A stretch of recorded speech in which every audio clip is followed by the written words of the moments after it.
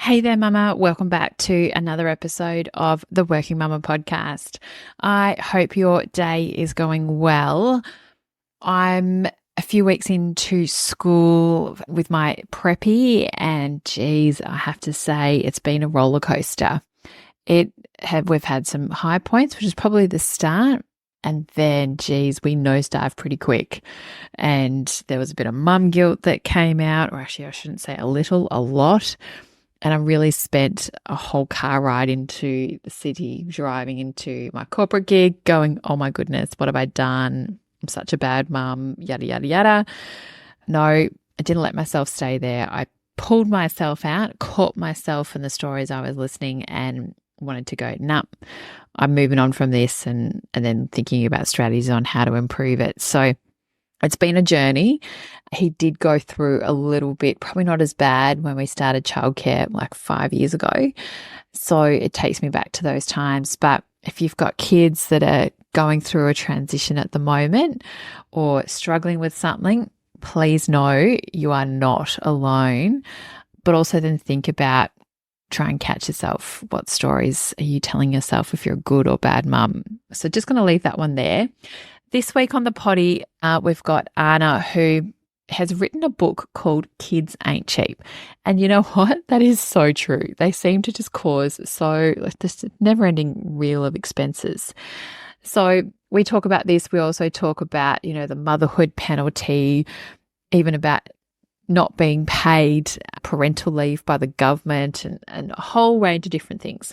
But there's also some really actionable things here as well. So really hope you enjoy it. And as always, it'd be amazing if you would be able to leave a rating or review on Apple. And if you'd be able to share this, even just with one other person, this podcast, if you're really enjoying it, I would really appreciate it. Welcome to the Working Mumma podcast, a show that provides real-world tips, tricks, and advice to all working mamas on how they can have a career, family, and hopefully one day break the glass ceiling. Welcome, Anna. Welcome to the Working Mumma podcast. How's your day going so far? Yeah, great. Thanks so much for having me. Well, we've actually been chatting for a little bit before we hit record, and I realized, oh my goodness, we really need to hit record. I know a little bit about you, but for those of you that don't, do you want to tell us about yourself and what's been your career journey today? Yeah, for sure. I'm a financial educator and now currently I'm an author as well. Just wrote a book called Kids Ain't Cheap. I work in the financial technology sector. So I work in tech and my background is in product management, which is literally focusing on products on a platform. So when you think of, like the thumbs up on Facebook, like that's a product that someone thought of that. They created that. There's a reason they did that. So that's kind of my background and my role. And I ended up moving into the financial side of things because I was passionate about personal finance. I started a blog and somehow got connected with my employer who was like, hey, you work in product, you know tech, but you also know the financial side of things. Let's chat. And I ended up kind of consulting on the side until I was ready to move over from my previous employer. And that we started talking during my first parental leave. So I haven't gone too far back in my career history, but that's kind of where I am right now. So I work in the financial space in tech, and obviously I'm a parent. And you're a published author, which is very exciting. You're definitely wearing a few different hats. So that's exciting. And I have to say, kids are certainly not cheap. And I think I discovered that from the moment I started even thinking and considering about having kids, like even just all the doctor's appointments, even before. And as what you talk about in your book, it's about, even going through fertility treatment and things like that. And I know that we needed that for not fertility treatment, but do some investigations before we had kids. I was like, oh my goodness, that's even before we got into everything else like that. And you often talk about the surprising aspects of parenting that catch a lot of people off guard. Do you have some pretty classic examples of these and provide some insights on how parents can better prepare for these unexpected financial challenges? Yeah, there's some that are really big ones that might catch people off guard in the same way that you talked about fertility. For me, it was I had endometriosis. Like there was surgery that had to happen before you even try to get into fertility. And that costs a lot of money. So those things definitely catch people off guard. But once you have a kid, there are all these other costs, the cost of early childhood education and care. That's a huge one that it takes up a huge part of a parent's budget. And then as kids get older, there's obviously school fees, activities, technology that they need to have, and so forth. So there's a whole chapter in the book that talks about those costs. But then there's a lot of hidden costs that people don't think about when it comes to kids as well. Often you need more space. You need to spend money on, either buying a bigger house or buying a house that has space for you or a rental. There's also, gas and electricity and all of those things that kids need that are kind of invisible costs that get taken up. But there are a lot of financial challenges as well that happen. And one of the reasons that I kind of wrote the book were things that I never really thought about from a parental lens. For example, I've talked to parents who said, hey, I'm on parental leave. We're looking to buy our first house. I'm applying for a mortgage, but I'm not working. Yeah. Makes sense, right? It makes sense. You don't have income coming in, but it's not something you think about prior to having kids, right? Like it's not something that you might be thinking about ahead of time. Then there's other things such as having cap on some of the subsidies. And for me, one of the biggest surprises for me was we were buying a house. I wanted to sell some shares that I had from a company because I worked in tech. So I had equity that I wanted to sell in order to purchase a new house. And I sold that and ended up throwing me in a tax bracket that was above in which case I wasn't able to get my paid parental leave and I had to pay full price for the childcare subsidy. Now, again, I'm speaking from a place of privilege, very fortunate that I could go into this space. But what that ended up doing was impacting our purchase of a new home, a family home that we wanted to do. And it really kind of penalized me because at the time, had it been my partner who was earning the amount that I was, because I'm the higher income earner in our family, we wouldn't have been penalized. We still would have been able to get some of the paid parental leave. But unfortunately, that's not the case. And it's little situations like this from that parental lens that I really wanted to kind of write a book and cover all of these unexpected costs. Yeah, it's one of those things that you never know what comes out. Like I never actually really cared about the childcare subsidy and had no awareness of it until I actually started going down that path. And even parental leave, I had no idea. I thought, yeah, cool. Like I can get government parental leave. I'm going to get some leave from my organization because someone had said, don't leave. But if you're thinking about having kids, you're going to get 12 weeks. I was like, yep, definitely. But then when you start to go for it, and then I was in the same boat. I couldn't get paid parental leave from the government, again, in that income bracket. But my husband at the time was earning less. And so if the roles were switched and it wasn't based on what the family income is like it is now, it was based on just the female's income earning, which I find absolutely blows your mind, right? It blows my mind. And it's quite discriminatory. Yeah. Because why should it just be based on females' income? And also, if we want more female senior leaders in the organizations, is what we say, where are all the females in the boardroom? Well, if we're not supporting them during their childbearing years and those really important years of when they're probably climbing the ladder, no wonder there's no women. It just absolutely blows my mind. Sorry, I'll get off my soapbox right now. No, I completely agree with you. And some of the other surprises that I think parents come across as well is around early childhood education and care, paying for public holidays, rules around kids not attending their first or last scheduled days and having to pay full price for those. The cost differences depending on hours of what a center is open is drastic between centers. And those are all very confusing rules that if you don't know, if you're not in it, you might end up paying more than you actually budgeted for your family, right? And just you never know until you're going in it. And it's just, there's so much of the focus on when you're having kids, right? Where are you going to go for hospital? Because even expenses around, do you go public or private, and obstetrician costs and things like that. And then so much focus on the birth, but it's like, right, birth goes for relatively a few days potentially, or even shorter time. And then it's like, oh my God, you got these kids and all the things that they need, and even the food, grocery bills, and the cost of living at the moment. I'm like, I've got 2 young boys, man, they keep eating. Yeah. I'm gonna have to work to pay for them to eat.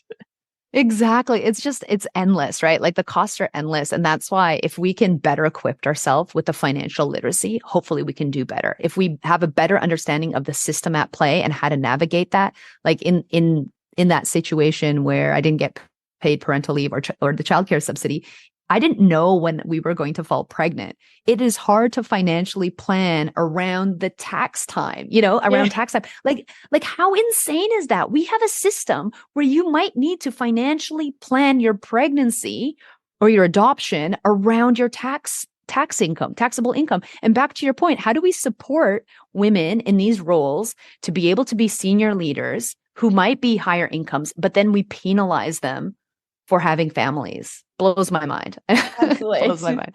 It sometimes I say to my husband, it's crazy. It just, if we want senior women particularly, and where there's all the classic glass door, the glass ceiling and all that kind of stuff. And I'm like, well, probably for those women that are, probably 50, some of them are childless, but then others, where are they? They probably had very little help along the way. And then if we want more women there, how can we help them and that? So, to your point, how can we then better prepare? And as what you're saying about improving our literacy, also on that, if we're not thinking about it before we have kids, how can we then change then that conversation and that focus really?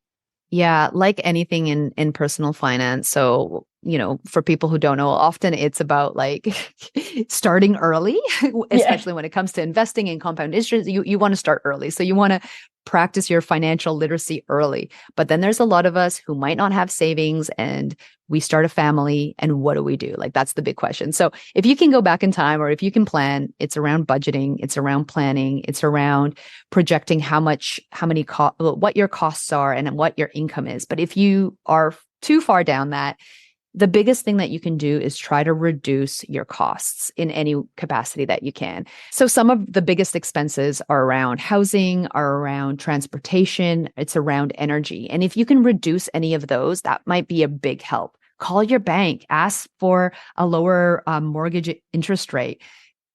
Call your landlord, see if the same thing can happen. It might not happen, but if you don't ask, you won't get a reduction, right? And the same thing with shopping around for providers. These are simple things that any family can do, any person can do, but it can have a big, huge impact. So reducing those costs and being as frugal as possible can help you. Now, also the flip side of it, there's only so much that you can save, as frugal as you can get. The other side is like, can you increase your income in some ways? And that might be sometimes hard, but if you can put your name out there, try to go for a raise, try to apply for other positions or jobs, or even just taking up a side hustle. I know it sounds impossible. Like, it sounds impossible when you're juggling little humans and life and, all these things. But if there's any way that you can bring extra income in, and sometimes it's as simple as, I'm going to sell stuff on Marketplace, that can really set parents up in a space where they have a little bit more cash flow coming in and out of their house. What can we do with childcare? Because I know even personally, we've got like mortgage and childcare are the 2 biggest expenses in my family at the moment. And after that's probably the grocery bill for the ever-growing 2 young boys. Like, what childcare is just so expensive and such, I know, a blocker and a burden for so many people. I know my son's starting school next year. I'm actually so excited that I think I've worked out it's going to save me like $800 a month. But, wow, that's over, huge. It's thousands of dollars, like probably $10,000 a year I'm saving by him actually going to school. It's crazy.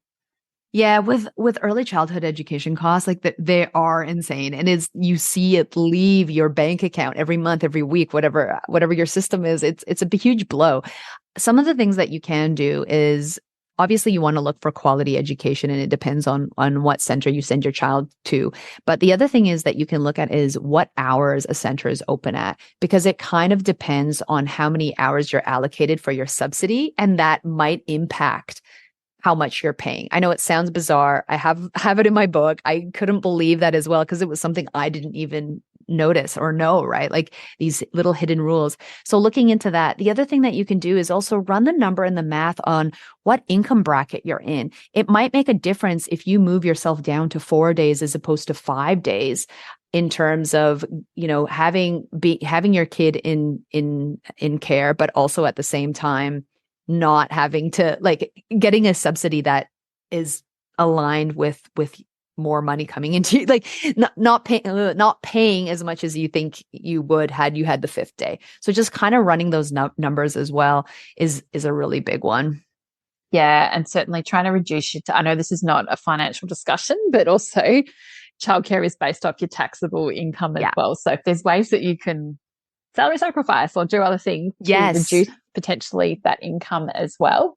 Even if you're a female, put in extra money into super. I know that's like generally women have got a lot less super. I think it's something like $2 million less a woman will earn over the course of her career. That in super, if you take 10% of, 12%, I think super is going up to, that's probably almost $150,000 in the lifetime. And then you're compounding of that, that's huge. So put extra money into super, you're actually then potentially going to reduce your income as well. But also then financially, you're going to be much better off at retirement because women over the age of 55 are actually the fastest growing group of homelessness in Australia. So the more you can, this is kind of like the long game as well, isn't it? When we're talking about working mums, it's a long game. So there's obviously when you've got your young kids with early education, you do take a pretty big financial hit because of like the cost of kids, but I guess there are long-term benefits to all this, aren't there? Yeah, absolutely. I just want to comment on what you said about super. That's a really big one because especially if you're on parental leave, there is the ability for spousal contribution. Also, if you're a low income, there's the government co-contribution. So, and there's spousal splitting as well. So there are options if your partner wants to potentially put money into your super as well. So you can definitely look into these different things and see what work for you. And back to your comment around women ending up with less super. The Australian Institute found that women earn $136,000 less in their super over their working lives than men. And when you think about that, that's huge. That's significant as well. And that's that's even less. That's $150,000 less than what is considered a comfortable retirement. A comfortable retirement is like you have your house paid off, you can take a holiday, but this is not the case. So we really need to look after ourselves if we're taking parental leave because you're probably reducing your income. You're going to have less opportunity potentially in your career. That's not to say that it happens, but statistically it does, and you'll have less in your super, which is the big hidden cost that people don't think about enough when they do take leave. I know I've been guilty of it that, early 30s, why am I going to be thinking about super as I've got older? A couple of years ago, we actually did see a financial advisor to say, look, these are kind of the things that we're wanting, both from like a kids, family life and the like, but also then it was that super part of like, well, geez, I've got to start thinking about it. I'm midway point through my career, really. Sad, I've still got all these years to go of work, but it's one of those things that you got to unfortunately plan for that end game, that retirement. And, as you're going through kids, they are expensive at that time. And you're thinking, oh my God, can I really afford to put, mortgages are high and that, but I'm like, no, I'm quite conscious now. Yes, I do actually need to put that extra money, into super. So, but it's another thing. It's one of those hidden costs, those things that I did not even consider before I was even having kids, just that financial, I don't know, it's not the strain, but it's that financial hit that you get from multiple fronts as having kids. Not to say, look, kids are amazing. They've brought a lot to my life. I just want to premise that. But there's certainly that part that, you don't necessarily consider when you first fall pregnant. Yeah, for sure. And that's why it's just important to kind of get all the information from everywhere. And what I found was it doesn't exist. There's so much about pregnancy and how to, raise a good, well-rounded child. But where is the information around how to prepare for a parenthood financially? And that's why I kind of wanted to put that all together because no one thinks about their super. No one thinks about that impact on your career and the opportunity cost that you're giving up. And that's okay if you choose to give it up, right? Like we've chosen to have families and we're navigating it in the best way possible. And there's going to be a financial hit, but how much of a financial hit is up to you when you run the numbers and you have the information. And also what kind of family life you want. And it comes back down to, I always say it comes down to the why and the values of what you want for you and your family. It's generally a discussion that's best had between you and your partner on how you want then that family life to look like. So, if you want an overseas holiday, it might mean that you need to work. But if you're not going to do it, so there might be there's a sliding scale depending on how much you both earn as a collective for your family versus not. So, but also you're understanding why you do it. Like I know that I personally get pressure of like, right, would you like 5 days? And sometimes my husband's like, you can work 5 days. And I'm like, no, I want to work 4. So it also comes down to what I want to do, my why and things like that. So it's such a personal thing, isn't it, around this topic? There's no one size fits all. It's probably almost also don't look to others. Focus on yourself, isn't it? Yeah. And I love what you talked about in terms of values, right? Because I took a longer parental leave my second time around. I had some family issues that I needed to deal with back in Canada. Having the ability and the security to be able to do that was a choice. But because of that, financially, we need to make other choices now, right? But it comes back to your values. What do you value as a family? What's important to you? Obviously, that's hard with the rising cost of living and so forth. But it is a good place to stop and think about that. I often talk to parents who are like, how do you keep up with the Joneses? My neighbor's kid goes and swimming and dance lessons and this and that. And it's like, what do you value? Do you value all those things? Do you want to spend that money on that or do you not? Like we opt for bushwalks. Like it's cheap, it's free, it's fun, it's nature. That's just what my family does. But that might not be something that you value. So going back to that, I love that idea. Just on that tangent around like understanding your values and stuff, I guess some of these topics as well, it's not just about the mother, is it? It's about making sure that it's a collective agreement between both parents, isn't it? Yeah. There's the first part of the book, which I think about quite a bit, is as parents, we often reflect on how we were parented, right? Like how our parents treated us in so many different ways. This is how I was disciplined. These are the chores I had. This is what I did. Same thing when it comes to money. Some of our earliest memories are probably some kind of transactional thing that happened with our parents, whether they gave us money or coins or took us to the shop to go buy candies. This is a really important thing to focus on. Like, how do I think about money? What are the myths that I hold? What are the ideas I hold? What are the truths and beliefs that I have? Do I think that money is the root of all evil? Do I think that, I can never earn enough? Do I feel that I need to be really frugal because I'm scared that this money will slip away?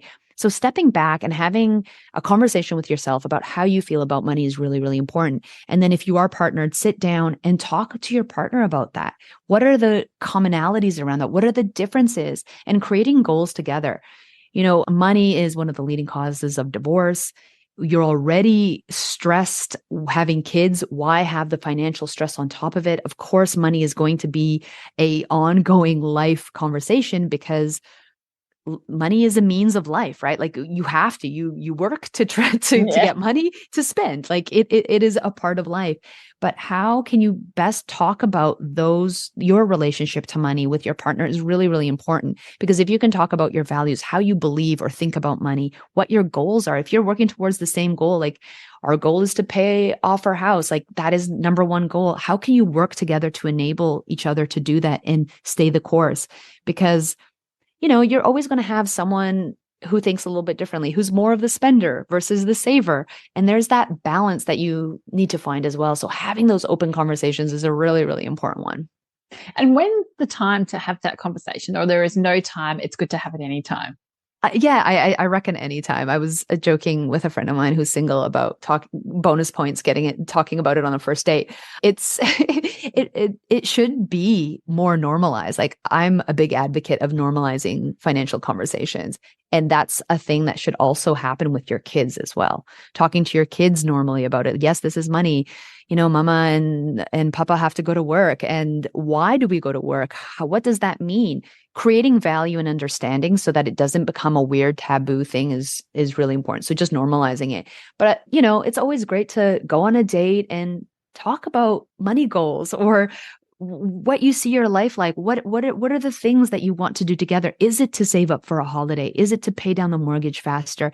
Is it that you really want to save up and buy that TV or whatever random house item that will bring joy for whatever that is? Having those conversations are just really important at any time. And being open-minded and non-judgmental, because sometimes people come from debt or bad money habits, and that's not your fault often. It is the way that potentially you were taught or society or, even from your parents, but we can change those habits. Really good. And what can we then do for our kids? I know this is really focused around like working mums and stuff, but just from as what you just said about educating our kids, just quickly, how can we make sure that we're instilling good money habits with our children? Yeah, just normalizing conversations around money. So again, not having these taboo sweeping statements about about money, but just bringing it back to the everyday, right? Like there's this idea that kids don't like math and because it's not applicable to the everyday. But money is. So if you can bring math and financial literacy together, it's really great. Just when you go to the store, looking at the different costs of things, why does this cost more? But this package actually has less in it. Having those conversations or creating budgets for older kids where you're like, this is your budget, go buy the things. Let's see if we can cook a meal from that. Teaching them to maybe even shop around. For older kids, hey, can you get us a better internet service and for cheaper? Having things that really make sense will enable your kids to have better money habits, to see it in the real world, to appreciate that.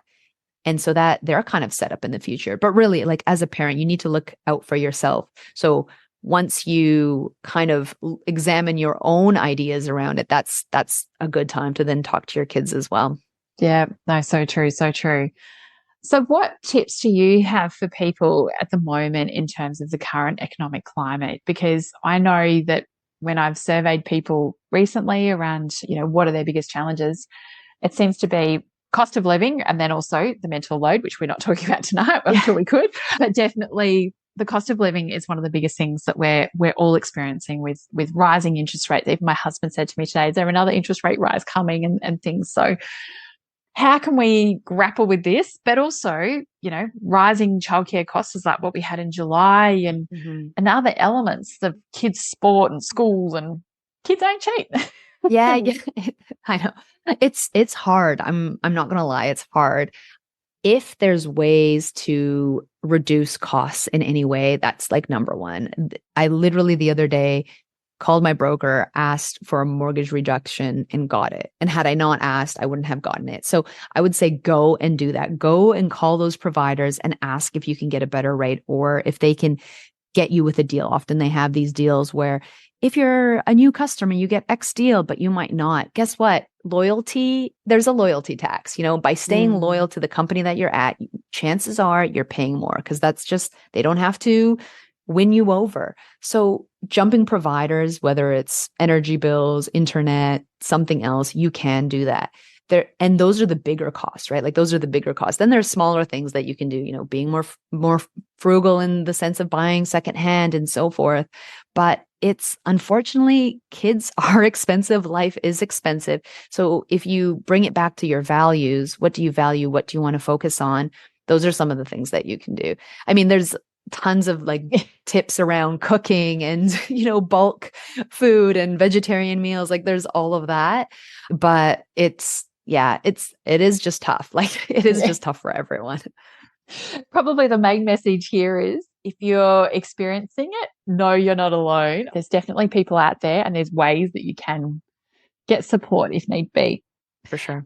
You've talked about setting our kids up for long-term success. And I know that you're really big on as well around investment strategies. Mm-hmm. So how can we also set our kids up, as what you were saying earlier, around our financial success in the future and for the long run, and not just I guess looking at parenting as a long game, as what we said earlier, it's Yeah. not just about that pregnancy and falling pregnant, where there's so much commentary around having the right birth and how you're going to feel, but there's so much around that periphery that people don't often really think about. Parenting lasts 18, probably 30 years these days until the kids move out. Yeah, and kids in that time cost around $450,000 to raise to the age of 18. So it's very expensive. But I love this question because if you yourself spend time with financial literacy, you're going to help your child as well, because you're going to make better financial decisions for yourself, your family, and for your kids. And so talking about them normalizing it is one of the first steps. And going back to us as parents, I often think about it as like putting on your own oxygen mask. You need to look after yourself. You need to look after yourself and your retirement and make sure that you are secure. And once you do feel that you're secure enough and, your kids are not going to have to help you at retirement, like you've got a handle on it, you're working towards something, then you can actually think about your child and what their needs are. And some of that can be investing for them. And this is something that we're doing for our kids. And there's different types of way that you can invest that I talk about in my book. But the whole idea around investing is that you put money aside and that compounds over time and it'll grow over time. And that's kind of the idea behind investing. You're investing in shares that will grow over time. So this is what we do with our super, right? And you can do this for your kids. And there's different ways. You can do a minor account. You can do it in your name through a trust and so forth. I'm not going to get into the logistics of it. But the idea is that even if you're putting in $5 or more, that money will grow. And at one point, you can do something with it in terms of gifting it to your kid, supporting your kid, helping your kid. A lot of people do want to invest because they want to help their kid with a down payment of a house. They don't know what the future is going to hold. They want to help them with their education, or they just want to give them money or not, or they want to take them on a trip together. It's really up to you what you want to do, but it is a smart thing to think about if you are secure to kind of set your child up for success potentially in the future. Because I don't know, generational wealth is something that's really important to me. And I think about the opportunities that I was provided from an immigrant family that had nothing, who really wanted to empower me and educate me and help and support me. And I want to do that for my kids. I'm not sure exactly in what way, but I do know putting money aside is something that's really important for me so that I can provide them with the opportunities that they need in the future. So investing is a big one. Just on financial literacy, I know that next year's International Women's Day theme is around, financial literacy. What's your experience in females' knowledge and awareness of financial literacy? Because I know, say, historically and probably typically, it's been the male that's like, right, this is my job. I'm going to look after the money. And I even know some people in my social circles that don't even know the login details for some of their bank accounts, which actually scares me. Yeah. Oh, that's a really important one because I think like if you're coupled, you really should be across the finances. Historically, women would do the buying of the groceries and managing a small budget and not like a larger role in that. And now there's a lot of women who are higher income earners than their partner. They do manage money and they're actually becoming more and more savvy with money because women were kind of seen as budgeting and being frugal and finding the sales, whereas men were seen as like investing, growing wealth, building wealth, making money. And now that language has slightly shifted. There are way more women that are investing now. There are more women that are taking hold of their own financial futures and setting themselves up for success in that way.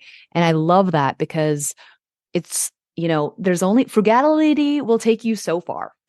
It's not going to help you in retirement, right? Like you need money to grow. And that's essentially what investing is. So I'm very passionate about that. I'm very excited that more women are investing. And actually, we're seeing the statistics to back it up. And in that financial side, women, as they make more money, they're also more willing to donate to charities and organizations that they align with. So that's something that's fascinating. And they're more likely to think about investing ethically as well. So there's a new space within the financial space when it comes to women because they're more intentional with their money, but they're also, I wouldn't say like the term isn't smarter, but they're probably more risk adverse but instead of taking like risky decisions when it comes to finances, but it's still about that long-term focus of like, I'm going to invest. I'm just not going to invest in random hot stocks at the moment. Yeah. So that's and stats show that. And that's really exciting. I love that there's more women who are interested in that space. Yeah. And as you say, the ethical investing and that. So when I even know the superannuation company, Verve Super, it's just focused in on women and when they're ethical investing that way and that. So it's really interesting to see how this goes. But certainly as well, if you don't know your login details for your bank account, please find them out, like just for your own. Very important. Yeah. And just like making sure you have your finances in order, know what your net worth is of your family's net worth. And yeah, that can be a very challenging thing, especially if you have a partner that passes away or something happens in a situation. It's really important for us as individuals to have a bit of financial autonomy and understand how the finances work. Yeah. And just have that conversation. So it comes back to some of those conversations around maybe the mental load. Yes, it might be on someone else, but definitely from a financial literacy perspective, it is so, so important. And also that's where sometimes, and I don't mean to digress here, but that's also where like domestic violence issues happen, where women are, literally left stranded because they've got no financial literacy and they've really got to do this as well.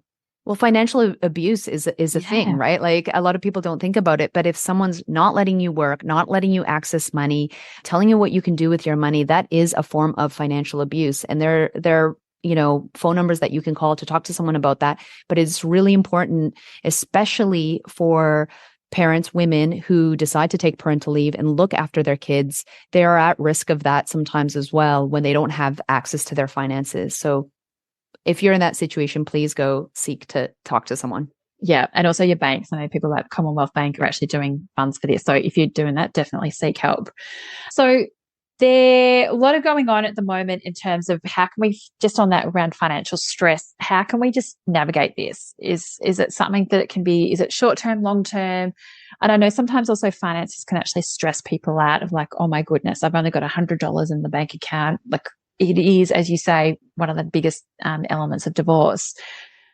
How can people navigate as well around this stress of, financial household budgets and things like that? Yeah, there are lines that you can call, especially like there's debt lines and whatnot. So if you are in that situation, please go and seek help. You're not alone. You're not the only person. A lot of people are in that situation. I know, like I'm speaking from a place of privilege. I work in the finance industry, but it's like a lot of people are struggling right now. So definitely reach out to your bank or organizations who can help and support you and know that you're not alone. And times shift as well. This might be a rough time right now, and interest rates do change and life does change. So hang in there, look out for yourself, and just remember, hold your loved ones close. Often, like obviously you need food and a roof over your head, but spending time with your kids is probably what they need and want most. So don't feel like you need to get them the flashiest item. Spending time with them is really often all they really want. And so don't forget that. You're an important person in their life. Ah, so well said. So well said. So around this topic in terms of financial literacy and navigating the financial elements around parenthood, is there any final things that you'd like to add that we may not have already covered? Yeah, I think the big thing is like as parents, we need to educate ourselves and make sure that we're equipped. My financial journey has evolved over my life as well. And even just like working in the tech space or the finance space, I've learned more and I'm continuing to learn. And that's okay. Like our values change, our ideas change, our understanding changes. And it's like a lifelong journey as we navigate. So don't feel like you're beating yourself up, you're not where you want to be. Life goes on. You're going to learn things as you go, but it is really important to spend the time to educate yourself around the finances. It doesn't have to be boring. It can actually be quite empowering. And that's kind of the whole goal of my book. And all that I really preach about is like you can empower yourself to make the best financial decisions. And that in itself is really powerful. What a good way to summarize and really, share it all. It's amazing. So Anna, how do you fill your cup?